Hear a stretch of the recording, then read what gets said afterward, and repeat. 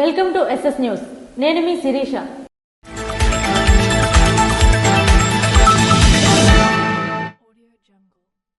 ఢిల్లీలోని ఏపీ భవన్లో ఏర్పాటు చేసిన చేనేత ఎగ్జిబిషన్ను ఎంపీ కలిశెట్టి అప్పలనాయుడు బుధవారం సందర్శించారు.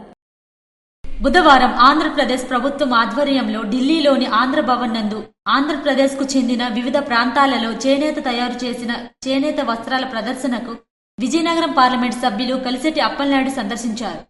ఈ సందర్భంగా కలిశెట్టి అప్పలనాయుడు మాట్లాడుతూ, ముఖ్యమంత్రి నారా చంద్రబాబు నాయుడు ప్రోత్సాహంతో చేనేత వస్త్రాలపై ప్రధాని నరేంద్ర మోడీ కితాబు ఇచ్చారని అన్నారు. గౌరవనీయులు ప్రధానమంత్రి గారు నరేంద్ర మోదీ గారు ఆంధ్రప్రదేశ్ చేనేత వస్త్రాలపై వారు హర్షాన్ని ప్రకటించారు. నేను లాస్ట్ టైం జాతీయ చేనేత దినోత్సవం సందర్భంగా వస్త్రాలు కూడా ఇవ్వడం జరిగింది. వారు స్వయంగా వెళ్లి ఆ సందర్భంలో వారు మాట్లాడుతూ ఆంధ్రప్రదేశ్ లో ఉన్న చేనేత వస్త్రాలు గాని హ్యాండ్లూమ్ సంబంధించిన ఇవి గాని కితాబు ఇచ్చారు. స్వయంగా నేను ప్రపంచ చేనేత దినోత్సవం నాడు విజయనగరం పార్లమెంట్లోని చేనేత కార్మికులు మోడీ చిత్రంతో తయారు చేసిన చేనేత వస్త్రాన్ని ఆయనకు అందించినప్పుడు కూడా చంద్రబాబు నాయకత్వంలో రాష్ట్రంలోని చేనేత కార్మికులకు న్యాయం జరుగుతుందని, చేనేత పరిశ్రమ అభివృద్ధి చెందుతుందని అన్నారు. నారా లోకేష్ ప్రతిపక్షంలో ఉండి కూడా మంగళగిరి నియోజకవర్గంలో చేనేత కార్మికుల అభివృద్ధి కోసం పడిన కష్టాన్ని, వారి కోసం ఏర్పాటు చేసిన వర్కింగ్ షెడ్లు చాలా మంది చేనేత కార్మికులకు అండగా ఉన్నాయని తెలియజేశారు. అదే మాదిరిగా విజయనగరం పార్లమెంటు పరిధిలోని చేనేత కార్మికులకు అండగా ఉండడానికి నా పార్లమెంటు మొదటి సంవత్సర నిధులతో ₹1 కోటి చేనేత రంగ అభివృద్ధికి ఖర్చు చేపడుతున్నానని ఆయన ఈ సందర్భంగా తెలిపారు. విజయనగరం పార్లమెంటు పరిధిలో ₹1 కోటి ఎంపీ ల్యాడ్స్ నుంచి చేనేత వస్త్రాల తయారీ కేంద్రాన్ని మేము ఏర్పాటు చేస్తున్నాం. నారా లోకేష్ గారు స్ఫూర్తితో, ఎందుకంటే మంగళగిరి కాన్స్టిట్యూన్సీ లో వారు ఒక చేనేత కార్మికులందరూ కూడా వస్త్రాలు తయారు చేసే యంత్రాలను పెట్టి ఒకే షెడ్ ని ఏర్పాటు చేయడం జరిగింది. దానికి సంబంధించి నేను చేనేత వస్త్రాలకు సంబంధించిన మంత్రి గారికి కూడా వారికి కూడా ఒక లెటర్ కూడా రాయడం జరిగింది. దానికి సంబంధించి ఈ ఏడాదిలో ₹1 కోటి నిధిని మనం రాష్ట్రంలో తొలిసారిగా మనం ఏర్పాటు చేసుకుంటున్నాం. ఎంపీ ల్యాడ్స్ ని వాళ్ళు వినియోగించుకుంటున్నాం. ఎందుకంటే చేనేత కార్మికుల్ని మనం అందరం కూడా ఆదరించవలసిన అవసరం ఉంది. ప్రతి ఒక్కరూ చేనేత రంగాన్ని ఆదుకోవాలని, చేతనైనంత చేయాలని, పిల్లలకు కూడా చేనేత వస్త్రాలను ధరించడం నేర్పాలని వారు కోరారు. గత ప్రభుత్వంలో పూర్తిగా వాళ్ళు నిర్లక్ష్యం గురయ్యారు. ఈసారి వారిని మనం చేయూతించి వారిని ఆదుకోవాల్సిన అవసరం ఉందని సందర్భంగా తెలియజేసుకుంటూ, ఖచ్చితంగా ప్రతి ఒక్కరూ చేనేత వస్త్రాలను ధరించి చేనేత కార్మికులకి, చేనేత రంగానికి చేయూత ఇవ్వాలని ఈ సందర్భంగా మీ ద్వారా తెలియజేసుకుంటాం. Thank you. మంగళవారం ఇచ్చాపురం పట్టణంలోని సురంగి రాజావారి మైదానంలో ప్రత్యేక ఆధ్యాత్మిక కార్యక్రమాన్ని నిర్వహించారు. ఇచ్చాపురం పట్టణంలోని సురంగి రాజావారి మైదానంలో మంగళవారం ఇస్కాన్ ఆధ్వర్యంలో ప్రత్యేక ఆధ్యాత్మిక కార్యక్రమాన్ని నిర్వహించారు. పట్టణంలో నగర సంకీర్తన కార్యక్రమాన్ని అత్యంత ఘనంగా కన్నుల పండుగగా జరిపారు. హరే కృష్ణ హరే కృష్ణ కృష్ణ కృష్ణ హరే హరే నామ సంకీర్తనలతో నగర సంకీర్తన నిర్వహించారు.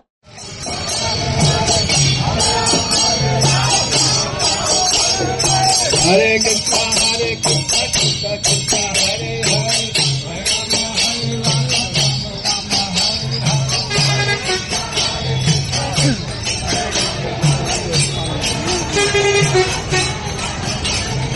గోవింద జయ జయ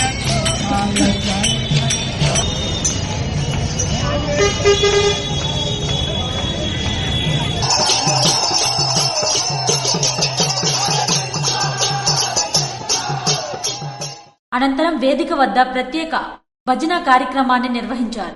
ఇస్కాన్ ప్రతినిధులు, వివిధ దేశాల నుంచి తరలివచ్చిన భక్తులు ప్రవచనాలను అందించారు.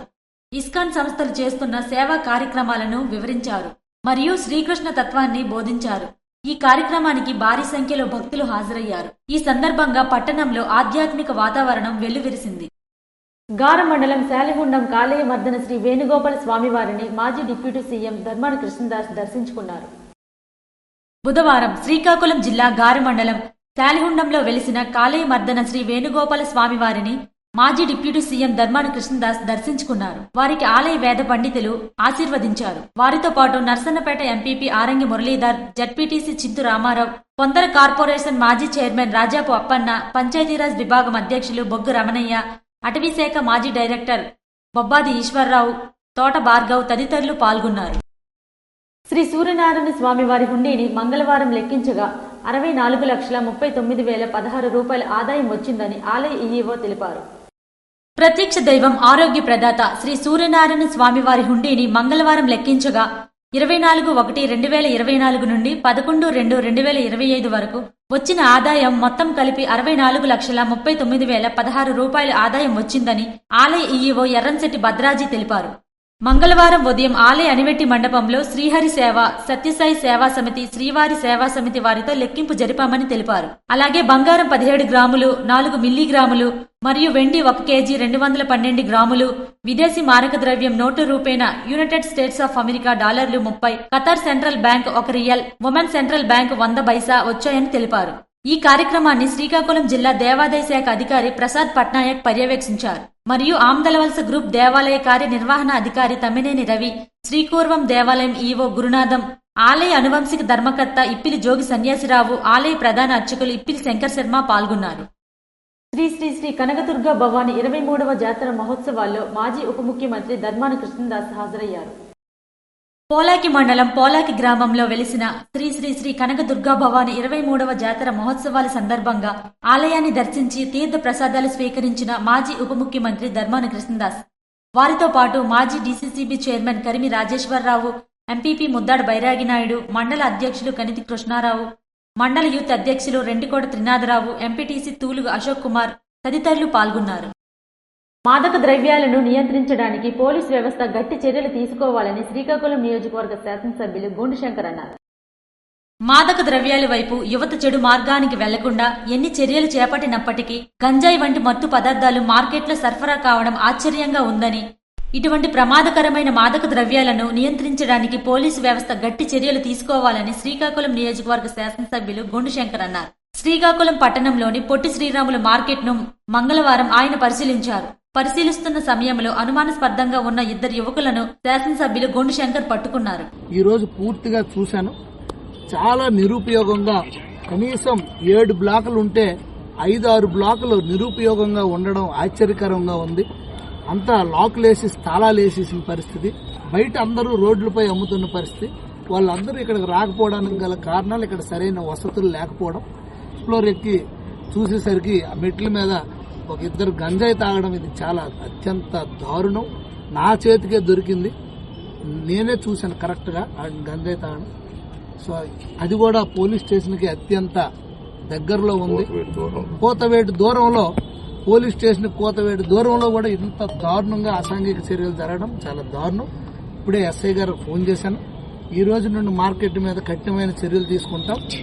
వారిని ఆరా తీయగా గంజాయి సేవించి ఉన్నట్లుగా గుర్తించారని, దీనిపై తక్షణ చర్యలు పోలీసులకు సమాచారం ఇచ్చామని తెలిపారు. పట్టణంలోని యువత ఇటువంటి చెడు వ్యసనాలకు బానిసవుతున్నారని, పోలీసు వ్యవస్థ సంకల్పం పేరుతో ఎన్నో అవగాహన కార్యక్రమాలు చేస్తున్నప్పటికీ ఇంకా మార్పు రావట్లేదని తెలిపారు. ప్రజలు అనుమానాస్పదంగా ఉన్న వ్యక్తులను గుర్తించాలని, వెంటనే పోలీసులకు సమాచారం ఇవ్వాలని ఆయన సూచించారు. 1/70 పై ఏజెన్సీ బంద్కు సిపిఎం పార్టీ పూర్తి మద్దతు తెలియజేస్తుందని సిపిఎం పార్టీ జిల్లా కార్యదర్శి డి గోవిందరావు అన్నారు. 1/70 పై ఏజెన్సీ బంద్కు సిపిఎం పార్టీ మద్దతు తెలియజేస్తుందని సిపిఎం పార్టీ జిల్లా కార్యదర్శి డి గోవిందరావు మరియు కార్యవర్గ సభ్యులు కె మోహన్ రావు అన్నారు. 1/70 చట్టాన్ని పగడ్బందీగా అమలు చేయాలని డిమాండ్ చేస్తూ ఫిబ్రవరి 11, 12 తేదీలలో గిరిజన సంఘాలు జరపనున్న ఏజెన్సీ బంద్కు సిపిఎం పార్టీ పూర్తి మద్దతు తెలియజేస్తుందని అన్నారు. 1/70 చట్టాన్ని సవరించాలన్న రాష్ట్ర శాసనసభ స్పీకర్ వ్యాఖ్యలపై రాష్ట్ర ప్రభుత్వం తమ వైఖరిని తెలియజేయాలని వారు అన్నారు. ఆదివాసీ భూములకు రక్షణ కల్పించే ఈ చట్టాన్ని పగడ్బందీగా అమలు చేయాలని డిమాండ్ చేశారు. 1/70 పటిష్టంగా అమలు చేయాలని, అదేవిధంగా జీవో నెంబర్ 3 అమలు చేయాలని కోరుతూ, అదేవిధంగా శాసనసభ స్పీకరు అయ్యన్న పాత్రుడు చేసిన వ్యాఖ్యలకి నిరసిస్తూ రేపు ఫిబ్రవరి 11, 12 తేదీల్లో రాష్ట్ర వ్యాప్తంగా ఏజెన్సీ జరుగుతున్న బంద్కి సిపిఎం పార్టీ సంపూర్ణ మద్దతు తెలియజేస్తుంది.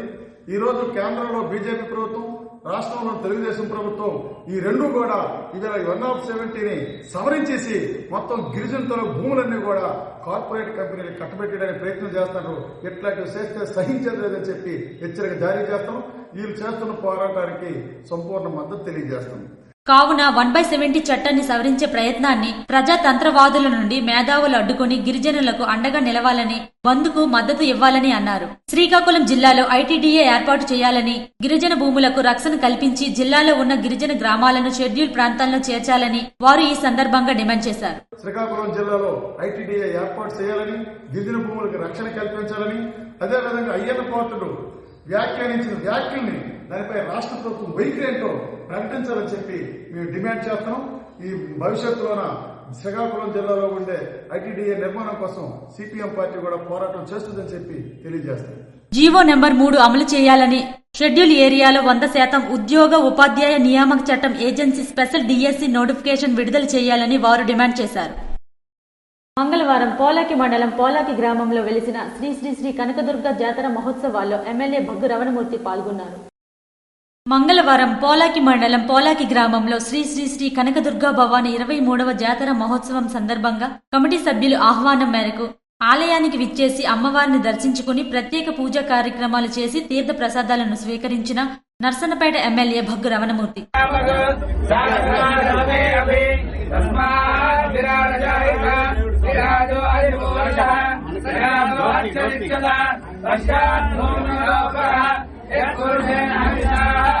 ఈ కార్యక్రమంలో మండల పార్టీ అధ్యక్షులు మిరియాపల్లి వెంకటప్పలనాయుడు, మాజీ market committee chairman Bhairi Bhaskar Rao, మాజీ సర్పంచ్ లుకలాపు రాంబాబు, కోడ తాతారావు, నల్లాన వెంకటనాయుడు మరియు ముఖ్య నాయకులు, కార్యకర్తలు తదితరులు పాల్గొన్నారు. శ్రీకాకుళం జిల్లా న్యాయ సేవాధికారి సంస్థ సెక్రటరీ ఆర్ సన్యాసి నాయుడు బుధవారం జిల్లా జైలును సందర్శించారు.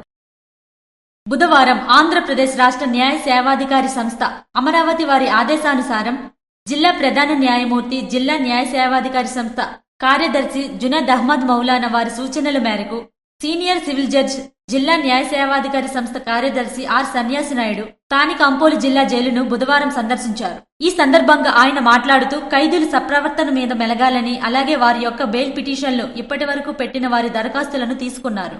జైల్లోని ముద్దాయిలకు హెచ్ఐవి టెస్టులు చేసి వారి యొక్క వైద్య స్థితిగతులను తెలుసుకున్నారు. ఆహారం పరిశీలించి పరిసర ప్రాంతాలను సందర్శించి తగు సూచనలు ఇచ్చారు. ఈ కార్యక్రమంలో DPM Adilingam, jailer Diwakar Naidu, prison programmer P Devi పాల్గొన్నారు. గార మండలం శాలిగుండంలో వెలిసిన కాళయ మర్దన శ్రీ వేణుగోపాల స్వామి వారి కళ్యాణ మహోత్సవాల్లో శ్రీకాకుళం ఎమ్మెల్యే గొండు శంకర్ దంపతులు పాల్గొన్నారు.